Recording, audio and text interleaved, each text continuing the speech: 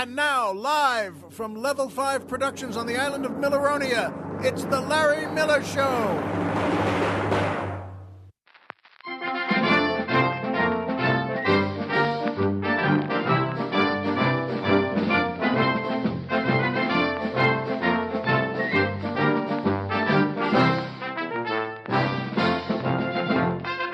Good evening, Mr. and Mrs. America, and everyone who doesn't know what to do with old paper clips.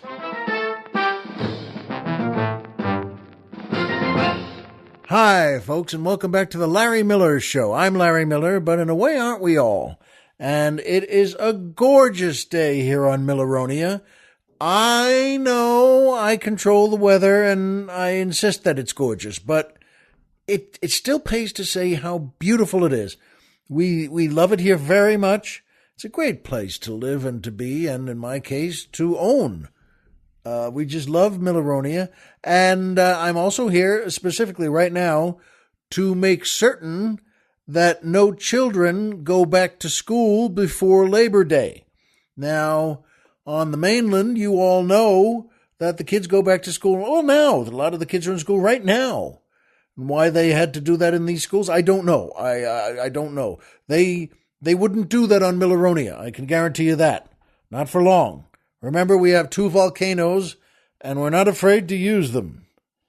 But you know what? It's true. Our kids, we have great schools. That's just the truth of it. By the way, our kids are not anxious to go back to school. They're not crazy. They're just like your kids on the mainland, and kids are the same all over. They don't want to go back to school. The parents would like them to go back to school, but we don't do that. And I have had some pretty tart conversations with a few of those parents where they say, whoa, why don't you do it on the mainland? They'll go back to school far before Labor Day. And but that doesn't last long. I'll tell you right now. They change their attitudes very quickly right after I tossed the first one of them in the volcano. Everything changes right then. By the way, we have taken some of the kids up to the volcano. We don't throw them in. After all, we're not animals. We don't throw them in. We just dangle them over volcano number 1. But that has quite an effect, frankly. First of all, it changes their minds. And mainly, they keep hearing about that when school finally does start, because when you dangle a kid over a volcano, it burns everything. It burns the hair off. It makes that skin red and crispy. And so they hear about it in school quite a bit. But you know what? I insist school should always start after Labor Day, period. And so you can learn about what a period is. But you know what? It should always start after Labor Day. I don't know why anything like that had to change. And yes, I run the schools here on Milleronia too. I'm sort of like the eternal principal and head of the board. And I like it that way. And so does everyone at school, and the kids like the school, but they will go, and the teachers will be there, and the parents will take them after Labor Day. So Labor Day, well, you know when that is. It's coming up. It's on a Monday, always. And we start schools on a Wednesday. So it's a couple of days later. But we're happy as can be here. And that's part of why I insisted Milleronia be the way it is, so that everyone could be as happy as can be. Well, what's the old saying? As happy as a clam. I don't know what that means. Maybe you do. I don't. I never knew what that meant. Happy as a clam. All right, why are clams happy? Is that just before you pick them up and find them, and toss them in the bucket? Do they know what's about to happen then? Bet you they do, because word gets around. But you know what?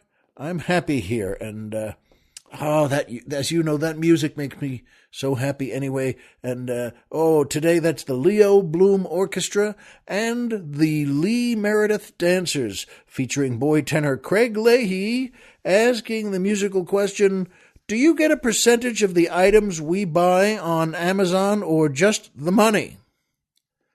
Just the money, Craig, just the money. And that's an important distinction here. So, in fact, I wasn't exactly certain what he meant, and I asked the colonel, and we both agreed that, for instance, if you order a dozen golf balls, we don't get 2 of them. We don't get 2 golf balls. We get a percentage of the money you spend, which, again, is the way I like it and the way the colonel likes it. And that's the way it should be. Good question, though, Craig. I wouldn't know what we would get from Amazon where we'd actually like the thing more than the money. Well, if they had actual Amazons, again, they were sending out to you, yeah, I can see that before they send the Amazon that you order, or if you order a couple of them, let's say, and before they send them to you, they would send them here, naturally, to me at Milleronia. And I'm not grabby, I'm not picky, I'm not greedy about this. I don't keep both Amazons for myself. I'll give one to Colonel Jeff.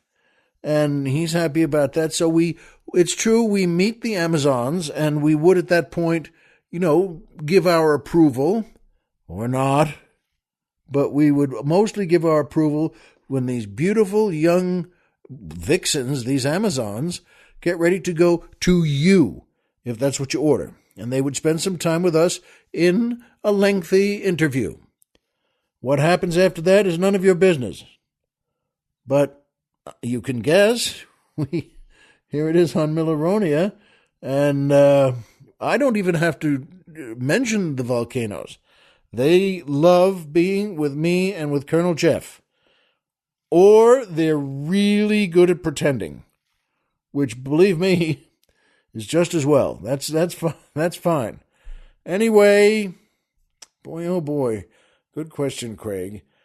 And by Amazon and PayPal and my big book.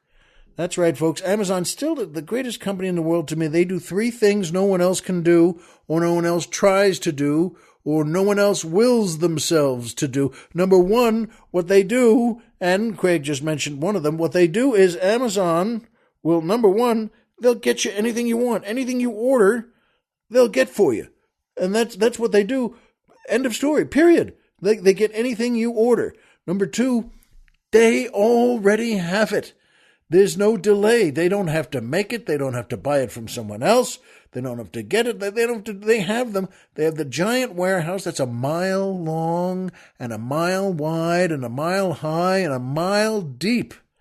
And they get it all from there. And number 3, which is my favorite reason that Amazon is so great, we get a percentage of whatever you spend.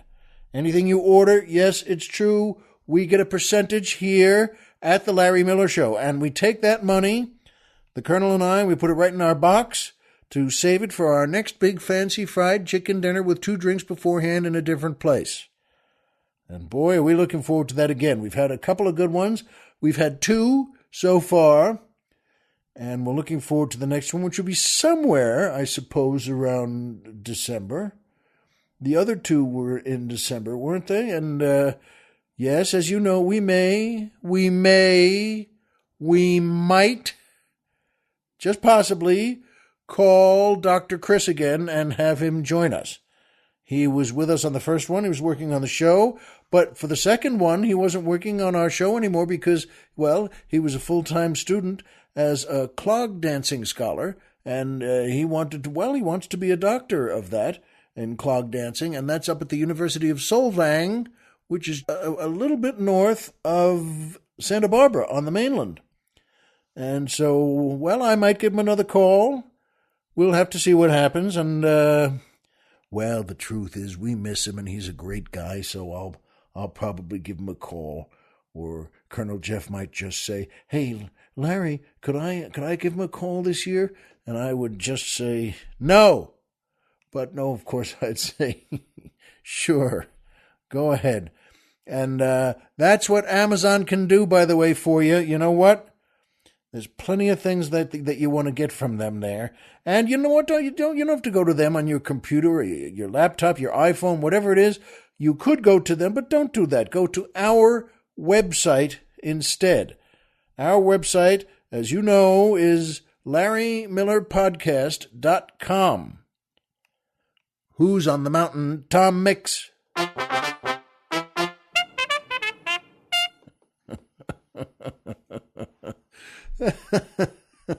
Say, that's pretty good. That's a pretty good new one. Like so many musicians, I'm one, and Colonel Jeff is one too.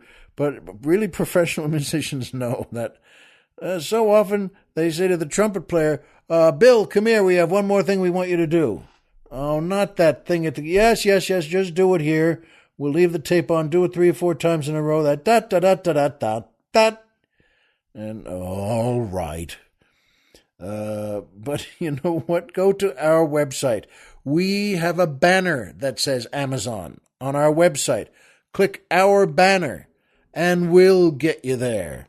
Doesn't matter where we are, whether it's Milleronia or the mainland, and it doesn't matter what time of day, if it's the middle of the night.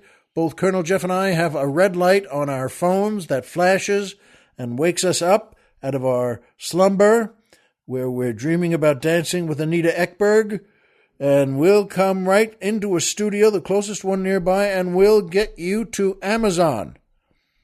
So there. And by PayPal. Terrific group, PayPal. You know what? I love saying this, and it's true. They make you feel like you're saving the world when you work with them, and who knows, maybe you are. So you know what? If you want to get to PayPal, if you look at it this way, if you enjoy my show, and why wouldn't you, and you'd like to send us a few bucks here to help out, and why wouldn't you? You can do it through PayPal. But that's why instead of saying donate this or pay what you like or join the Platinum Committee, I don't like things like that. I'd like to say, I always say just buy us some drinks. That's right. Buy us some drinks, because there are different levels, level 1 through 5, all the way up to... We're driving to Florida!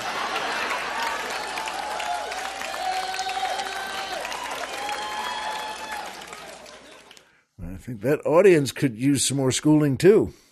But they like my show, so they're okay with me. And you know what? To do that, join PayPal. We have a PayPal banner on our website, too. And just like Amazon, there's one for Amazon, there's one for PayPal at LarryMillerPodcast.com. Who's on the Mountain? Tom Mix.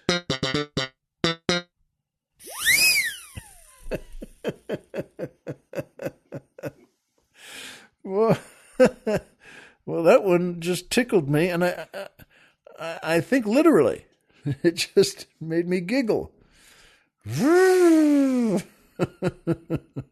Folks, we humans and we Americans may have invented some knuckle-headed things over the years, but I love the funny sounds we've made.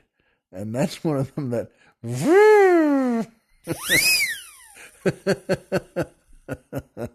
That sounds like their first try at a police siren.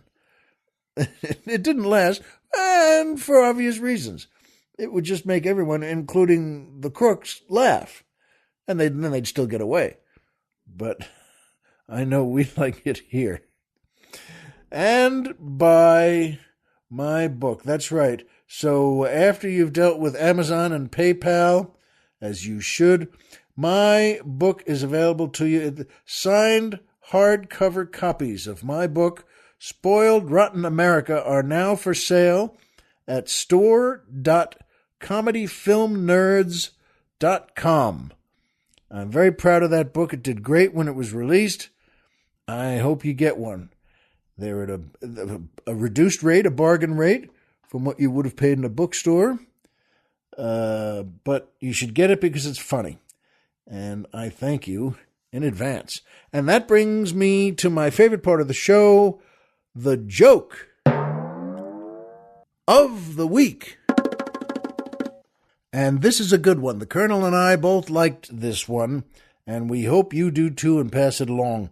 An elderly couple is driving down the highway, and the older lady is driving, and her husband is next to her there, and they get pulled over by a policeman. They just get pulled over, and he's got the sirens on, he's got everything, and he comes out, and he's got his whole uniform on, And the old lady looks out and said, "Well, what's wrong, officer?" And he says, "Do you know how fast you were driving, ma'am?" And she can't quite hear. She turns to her husband and say, "What's that? What'd he say?" And the husband says, he wants to know if you know how fast you were going." And she turns back to the cop and says, "Oh, no, I don't. I don't know how fast." And the officer just nods the way you think he might. "Oh, she doesn't know." And he says, "Well, may I see your driver's license, please?" And she says, "What's that?" And she looks back to her husband. What'd he say?"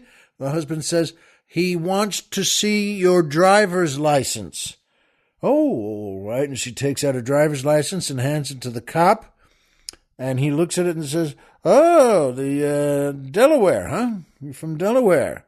Well, that's interesting. I dated a woman from Delaware once, and it's all right. Didn't last that long. And she was, boy, what a crabby old bat she was." And the old woman says, What's that?" And then the husband says, "He said he thinks he knows you." Now, that's a pretty good one, isn't it? The Colonel and I both like that one. And as always, with the joke of the week, if you like it, please pass it along to a friend or a loved one. And that's part of why, it's part of why I love doing it. And that brings me to my second favorite part of the show, the Poetry Corner.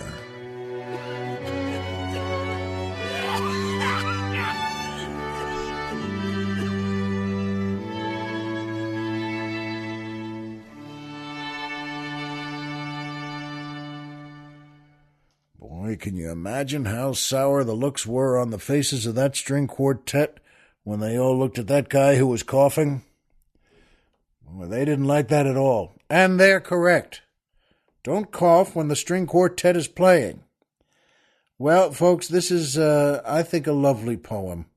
It's by John Greenleaf Whittier. He was an American poet, lived from 1807 to 1892. And not only an American, but a Quaker poet. And a strong advocate of the abolition of slavery, heavily influenced by Robert Burns, but quite a fella and a terrific poet. And he wrote this one called In School Days. Still sits the schoolhouse by the road, a ragged beggar sleeping. Around it still the sumacs grow, and blackberry vines are creeping. Within, the master's desk is seen, deep scarred by raps official, the warping floor, the battered seats, the jackknife's carved initial. The charcoal frescoes on its wall, its doors worn still, betraying the feet that creeping slow to school went storming out to playing.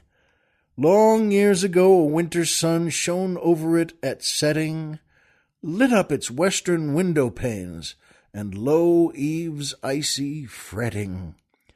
It touched the tangled golden curls and brown eyes full of grieving, of one who still her steps delayed when all the school were leaving.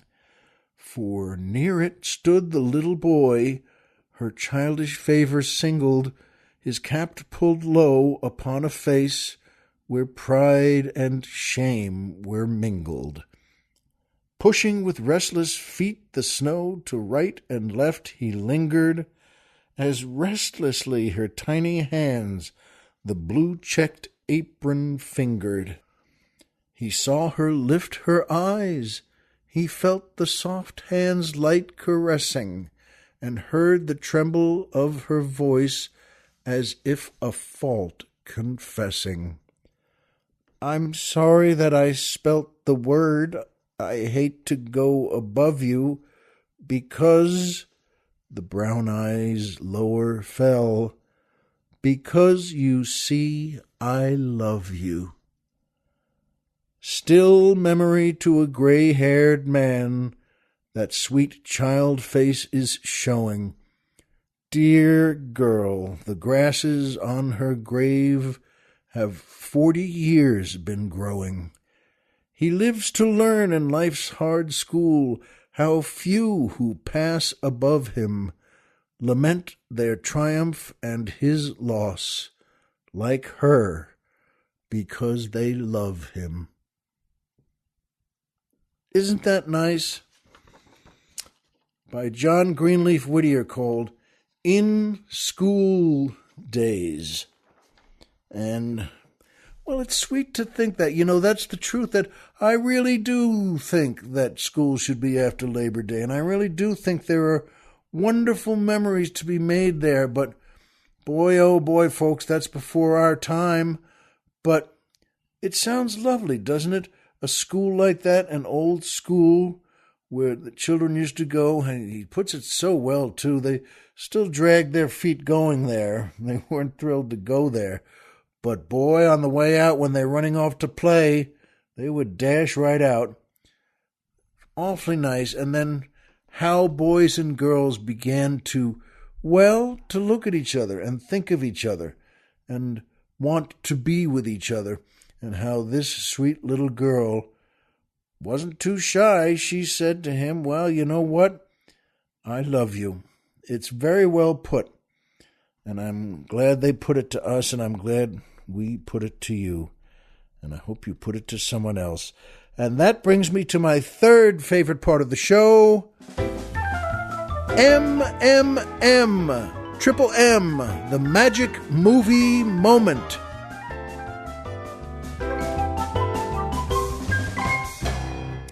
Well, folks, this is a good one, and it's why I originally put Leo Bloom's name as the orchestra leader for today, because Leo Bloom was the character's name of Gene Wilder in the great movie The Producers, and Lee Meredith was in that as well, and oh boy, what a movie from 1967, written and directed by Mel Brooks, starring Zero Mostel, Gene Wilder, Ken Mars, so many others, and they were all so good. And this was the first movie that Gene Wilder didn't. No, not the first movie. The first movie he did was Bonnie and Clyde. That's right, and he played it. It wasn't, as the reviews said at the time of Bonnie and Clyde, he didn't have a big part, but he really made an impression in it. And boy, that's sure true. But this one, the first in this one was The Producers, was Mel Brooks' first movie he directed. And he wrote it too. What a wonderful movie. I can't say enough. And the Colonel agrees. If you've seen The Producer 30 times like me, see it again. It's just terrific. And if you've never seen it, The Producers, yes, there was one made later in, 2005, I think, based on the Broadway show a few years before that. And that show was on Broadway, in fact, when I was in Neil Simon's play, The Dinner Party, with John Lovitz and Len Cariou. So many great actors in that play, too. But that was when The Producers was a great hit on Broadway. But this movie from 1967, written and directed by Mel Brooks, beats out everything. What a cast, what a story, and what characters. And you know what? Gene Wilder, a great, great actor. What a man, what an entertainer. And I know you've all heard about him very recently. He just passed away the last weekend, and he was 83 years old. And he died a few days ago in New York at home with his family around him. And, well, as I said, what a man, what an entertainer. Just a handful of the movies you know from him, The Producers, Young Frankenstein, or as his character said in it, that's Frankenstein. He kept correcting people. But Willy Wonka and His Chocolate Factory, a wonderful movie. He was terrific, and he was great in it. Bonnie and Clyde, I mentioned, Silver Streak. There are so many others. And boy, oh boy, he's from Milwaukee originally, born in 1933. And, well, he was called, Colonel Jeff also thought he was a good straight man. Colonel Jeff loves the guy, but pardon me, I wanted to mention something about that because straight man used to be one of the most honorable titles you could ever have in American comedy, through vaudeville and burlesque and into television. Good Lord, Abbott and Costello were certainly on my list of the top great comedy teams of all time, and Bud Abbott was always considered the best straight man ever, and I think he was. But with him and Lou Costello together, they were both great together, and there was plenty of comedy for both. And by the way, a little interesting fact that you may not be aware of, in show business history, the straight man always got 60%, and the funny man always got 40% of whatever contract they made. That was just a natural part of show business. And every so often, one of the teams would say, you know what, let's make it 50-50. And that's a great thing to do anyway. But folks, oh boy, Gene Wilder, what a presence he was. And it's good and it's right that we all have taken a moment on our TV shows now and in our newspapers and around the dinner table and with friends to say, boy, you know what? He was great. And, well, the magic movie moment for me is from the producers, and, it's loaded with magic movie moments. That movie has such big comedy and such great things that everyone, including Johnny Carson, just told Mel Brooks, they just adored. But the magic movie moment for me today is Leo Bloom's speech near the end of the movie at their trial. That's Gene Wilder, of course, as Leo Bloom. But at trial, when everything is finally falling apart, it's in a very funny way too, but they're on trial and they've committed certain crimes. They fraud and they made a lot of folks pay for this musical they put on, Springtime for Hitler. It's all so funny. It's so ridiculous. It's great. But at the end, at that trial, after everything and all the evidence is out and everything has been put there in front of the jury, and Gene Wilder stands up and asks if he can just say something. And the speech he makes at the end is such a great statement for him as an actor, as a man, and he defends Max Bialystock. That was Zero Mostel's character, and a name that's fun to say, by the way. Max Bialystock. But he defends him. He says, you know what, a lot of people, I don't know it by heart here, but he says a lot of people have said that Max took something from them or he broke their hearts. And then he says, but not me. Not me. And folks, he has such a kind look on his face, and he remembers in court there, and he tells people with Zero Mostel sitting right next to him at their defense table, and he says, Max was my best friend, and he called me Leo. No one calls me Leo. And he just recounts a brief version of what he thinks Max is and how wonderful Max is and how, every so often maybe he got in a little bit of trouble, but he doesn't deserve to be punished hard for it. And, he makes this speech. It's so sweet. And I remember as a kid and all through life seeing him make that speech and say, you know what? Maybe they'll let them go now. Maybe the judge will be touched by that and just let them go. And, they cut right into, from that, there's nothing else said. I think they just cut right into, they're in prison rehearsing a new musical in prison. They're in the mess hall, I think it is. There's no one in there, but they're on a stage that they made. I remember them singing, prisoners of love, blue skies above, can't keep our hearts in jail. And there's a chorus line of prisoners singing that. And someone kind of 1, 2, 3, 4. And you know what? But that's okay too. You think, well, they're at it again. And you can't keep them down. And God bless them. I love them both. And that's a magic movie moment for me. And Gene Wilder, folks, please look up and send him a smile right now. He's many people have written nice things about him. And his first wife, Gilda Radner, God bless her, got sick and died years ago. But someone wrote, you know what? Gilda is happy now. And I think that's true. I think they're together hugging now again. And so that's a good magic movie moment. And it's, frankly, the way all magic movie moments should be.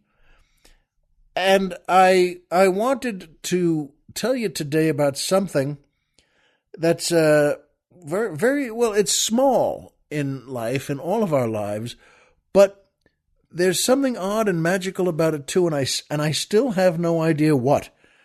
I have been saving rubber bands my whole life. I mean, my whole married life here, my whole single life before I got married. You know, whatever a rubber band comes around, whether it's a newspaper or, you know, some kind of around a tie you get as a gift, whatever it is, they're rubber bands, and they're always perfect. Once you take them off, that rubber band is perfect. When I was a kid, my parents also used to have in our house, we had a drawer, one of those drawers that you had growing up too, that maybe you have now, the drawer that has, that one Phillips head screwdriver you never remembered to put back in the tool case, and, a bunch of things that you never quite get to, and, things like rubber bands for this reason, things like paper clips, old paper clips. When you take a paper clip off of whatever it was holding, that paper clip is in perfect shape. It's like a rubber band, meaning it's still just perfect. I can't just throw them out because they're always in perfect shape. And things I don't use, and that's what the topic became. What is it we don't use, we never use, but always save? All Americans, all American families, or all Americans living in an apartment alone, it doesn't matter. I think we save rubber bands. I don't know how many I have in our drawer here. I know where the drawer is, but I was thinking about this recently because just 2 days ago, I did something I've never done before in my adult life or child life. I took 3 rubber bands out of that drawer and used them. And what's astonishing is I've never used one. I collect them. I always have, and I always will, but I never used any. And my wife got 3 bags of chips, 3 different kinds of bags. The one was, the triangle-shaped Mexican chips. Tortilla chips. The Colonel just said, yes, I think that's what they are. And one was the really disgusting, too spicy potato chips that are they kettle cooked. That's what they say on the bag, which makes them sound great. I don't know about you, but kettle cooked. Hey, these are cooked in the kettle? Wow, that's better than me being cooked in the kettle. But I mean, kettle-cooked chips that are really spicy and, frankly, don't make you feel that good when you eat them. And then there was a bag of popcorn from India, which right off the bat sounds like something to probably avoid. But you know what? And they were very spicy, too, with Indian spices. And I told a story once about a movie I was on in India. That was wonderful, terrific folks there. But, you were advised by everyone there, including the other actors, all the Indians, and the folks there, the executives who were Indian too. And they would say, and the hotels would tell you this too, don't let the water from the shower get into your mouth. And that's just the way it is.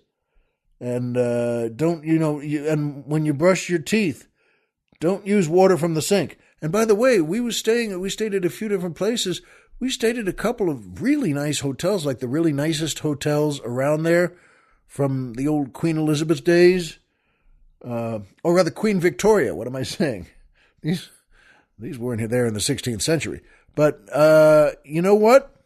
And this popcorn had Indian spices on it.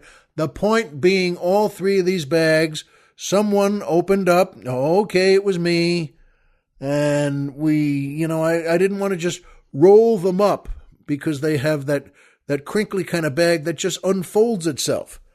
They don't roll up when you roll them up. They don't stay rolled up. So I rolled them up and took 3 rubber bands out of that drawer. The rubber bands themselves looked at me as if to say, okay, this is crazy. What are you doing now? You never use us. And I don't. But I put 3 big newspaper rubber bands around these 3 bags after I rolled them up, and they are still holding these bags. And you know what? I just struck me. I always meant to bring this up to say, do you use rubber bands? Do you save rubber bands? The answer has to be no and yes. I think we all save rubber bands because they're perfect and it just feels goofy to throw them out. And I don't know any of us who've ever used them for anything, except me and the bags of poisoned potato chips. But rubber bands, I think, are saved by everyone and never used again by anyone. And that's why I mentioned paper clips too. Paper clips are also saved and also never used. Because you take them off something, it keeps a couple of pieces of paper together. I guarantee you throw the paper out in about a half hour, but the paper clips are perfect too. They're still it's like they're brand new. So I can't throw them out because they're always in perfect shape. And Colonel Jeff agrees with me on these things, but here's the crazy part. Colonel Jeff said to me, he was telling me a story that he just bought new paper clips because he said he uses the old ones and was running out. And he started to tell me something, and I said, wait. I'm sorry. Did I just miss something there? Did you say you use old paper clips? And, what for? And I was just curious because I save them too, but I don't use them for anything, ever. And he said, yes, I use them to, the obvious one, to hold some paper together. And if he's creating a file for our show here or some of the other shows he produces, he often does that and puts them in his business bag, but clipped together with a paper clip. And he was running out, and he went down to the Office Depot stores and walked in and got some new paper clips. And I said, I think it's true. I said, they're probably still talking about you in that store, because I don't think anyone has ever walked into an office store and said, I need some paper clips, please. They're probably still saying on their lunch break or out for a drink after work that, say, do you remember that guy who got some paper clips? He got a box of new paper clips. Yeah, I was just thinking about him last week again. Boy, oh boy. I mean, he seemed like a decent enough guy, and he produces the Larry Miller Show, so he's terrific then. But you know what? That's what he did. He walked in and got some new paper clips, and I'm sure got people talking about him as if he had walked in there without clothes on. And we figured out that he and I said the only purpose I ever knew for paper clips was in an episode of MacGyver. I mean, that's, as you know, and the Colonel said, he brought this up, he said that's what, what they do, you have to unbend it to then connect it to something electrical so that he can free the prisoners from the whatever the heck it is. And then he pointed out, and he's right, once you unbend a paperclip, you can never bend it back in shape, and you have to throw them out anyway. And that's true that once you unbend it, even one part of it, to do something electrical, well, you still have to throw it out. You cannot bend it back to where it doesn't look stupid. And that's true. So you know what, I still have, in that drawer, it's full of rubber bands and paper clips. I used 3 rubber bands on the potato chips, and he's never used his rubber bands, but he uses paper clips enough to get a new box, which is unheard of. And then he also mentioned, and this is true, binder clips that he said are useful. Those ones where you push the 2 ends together, they come in small, medium, and large, or many different varieties, and then they all have the metal cylinder that just holds the power in and keeps things shut. You know, and then he said they're useful. I never use them, but he does. And he finds them aesthetically pleasing too, which is interesting. I think he said the design there and the way they're made and the way they were thought of and the way we have them forever really appeals to him. And again, not to me, but I think it's interesting that, well, it appeals to him. And he gets them and he can use them also with a lot of show business files that he can print out, but then it keeps clipped together with binder clips. And I thought that was interesting too. That's a third item, one that we both save, but I'll toss those out too because I don't even know what the heck I would do with it. And here's something interesting. Pencils. What do you do with pencils? And are those aesthetically pleasing too? No, not really. But I use them. I have one now. Even here on Milleronia, I have one back in our house on the mainland and one here on Milleronia on top of a little yellow pad, the little ones. And I use them for shopping lists. And I always write down a few things, like milk and butter or bagels or something. And then I always put the pencil right back on top of the yellow paper pad because I don't want to, lose that thing. And I don't want to throw out a pencil. It seems too useful. You sharpen a pencil. It doesn't even have to be crazy sharp, but you sharpen one and it looks pretty good. I mean, it looks the way it was made to look. And, well, the truth is I don't know what to do with pens anymore. I can't put them on because pens run out. If you get a pen and a calendar from the plumber, let's say, the calendar always gets put in a cabinet somewhere for 14 years and never used. I've never used one of those calendars. They have different shapes and sometimes there's a pretty girl on it, but the pen, is still there. The calendar's in a cabinet, but the pen is used happily till it runs out, which is usually in 3 days. So it's not that the pen lasts forever, but boy, once it's usually a ballpoint pen too. It's not a popular pen that you know, but those pens run out, or the button clicker to pop them out, being a ballpoint pen, starts breaking and only works half the time. So, boy, you know what? They last for a while, but I only hope the actual work the plumber does lasts longer than these things. But, I don't throw out. There's a use of pens I have. I always use for comedy writing. My friends and I have always used Blue Bics. We use Blue Bics. There's a box right now. And I have, by the way, I got a case of them a few years ago. And the case is still, the boxes, the pen boxes are still in the cabinet, in the credenza behind Jeff. They're right behind the Colonel. And I use Blue Bics. And in fact, someone had said once, I took a blue Bic and a yellow legal pad to a show I was doing. And it was on TV, and I knew I had to write down some things just to think of them. But someone there, I'll never forget someone there at the network. I was going to write something down, and he said to me, "Here, use this." And he took out a pen from his pocket. which was not a blue Bic. It was a pen, a plumber's pen. And I just looked at it, and I was disgusted. I didn't say that to him. Well, maybe I did, though. I just said, have you lost your mind? That's not a comedy pen. I took out my blue Bic to write on the pen. I said, this is a comedy pen. This is for people you want to be funny when the show starts. Well, you know what, though?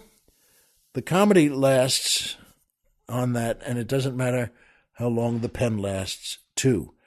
But we talked about this. Colonel Jeff and I said, what are there other items? Stamps. I wondered about stamps. And he and I agree we're both amused by their old-timiness, but their use is interesting, incredible, really. I mean, let's be honest, folks. We forget this sometimes, but you put one on a piece of paper, and in 3 days, it goes to Allentown, Pennsylvania. And you may not want it to, by the way. That's the only stickler in the process. You may have said, well, wait, I thought I was writing to someone in Chicago. No, well, that's too bad then. You'll have to write another one. But I have a piece I use in my act of, I don't think people write each other letters anymore, which is a shame. Getting a handwritten letter from someone on a personal level is very important. It's very meaningful, and that it seems no one writes letters like that anymore since World War I. That was the last time. Dear Mother, all the boys loved your canned meats and said, huzzah, huzzah for Mother. You were right about the French girls. They're much faster than ours. And it just goes on. But stamps, all right. I don't know what we would do with those. I don't know what the Colonel and I would do with those or what you do with those.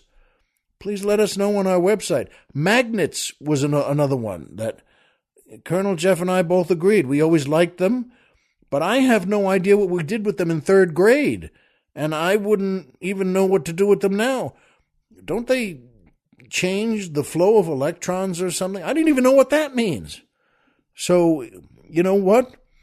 Even the gift magnets from another plumber that you got after the calendar and the pen made you so angry. But gift magnets don't work either. Either we were both so sad to recall that the average gift magnet, the little ones, they're not so little either. They're 2-3 inches high, but they're not even powerful enough to hold one piece of paper to the refrigerator door. So they really don't do anything. And they're not useful, even though you look at a magnet and say, how do I throw this out? No one uses magnets anymore, but when you get one from a plumber or anybody else, you say, well, I can throw out the paper. I can throw out the bill. He's just going to send another one anyway. But what do I do with the magnet? Well, you know what? The only thing I can think of is you can take the magnet and all the binder clips, all the paper clips, and all the rubber bands. Put them all in one package and put a stamp on them and send those to Allentown. But that's the only thing I know for sure. And folks, as you know, you and I know the same things. Homer is Homer. Pluto is a planet. And so remember, as always, if you walked out of bed today and had a job to go to and a home to come back to and someone there who cares about you, folks, the game's over and you're done. And that's the truest thing I know. And you don't need to mail that anywhere. Be well, and we'll see you next time.